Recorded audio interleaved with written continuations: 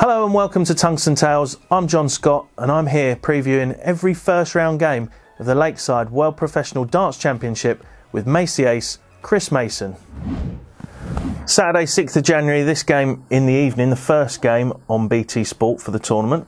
We've got Justin Thompson from Australia and Chris Gilliland from Northern Ireland. Now they're both qualifiers. Justin's come through, won the Australian national singles, and Chris came through the Bridlington qualifier. Which is always a tough tournament to come through. Don't know a lot about either of these guys, to be fair. Have you got any opinions on it? Not really. The Australian guy I wouldn't know anything about anyway. There's absolutely no data on him to find out. But we know a little bit about his opponent, who tends not to travel. I think he won the qualifying qualifier in Northern Ireland to come to Bridlington. And if he's come to that field, I know firsthand how tough it is. I've played in a few, lost in a few, and qualified in a few, and it is a tough school. In terms of the bookies, I'm not sure where they go. We'll have a quick look.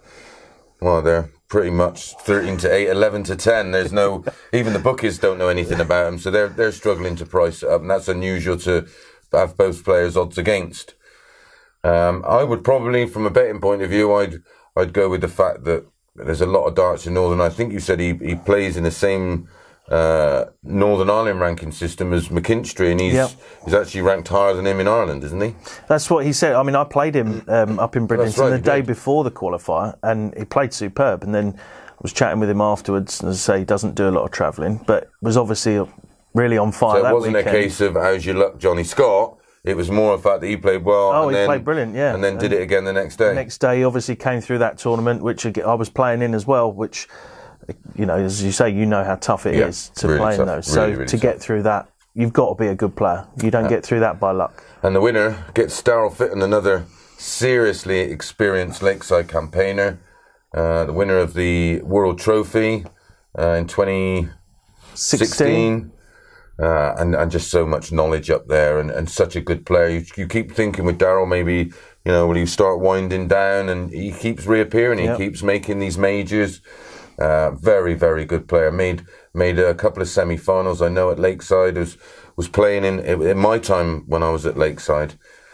So whoever does come through that little prelim match, they're in for a tough battle against Fitton. I know he's not particularly happy with the way the things are going within the BD at the moment, and some of the choices they're making.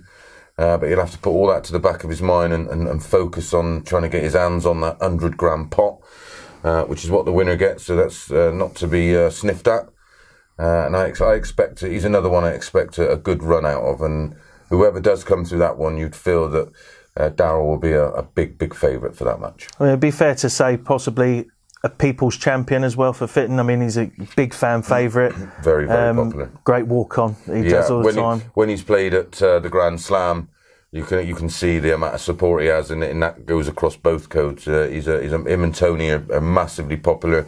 Do loads of exhibitions up and down the country together, and in Holland and Germany, and basically the majority of Europe where darts is popular. But yeah, very, very popular player. One of the game's real good guys, and a gentle giant. Stay tuned right here on Tungsten Tales in association with Win More Darts for all the post-match interviews and live updates from the Lakeside World Professional Darts Championship.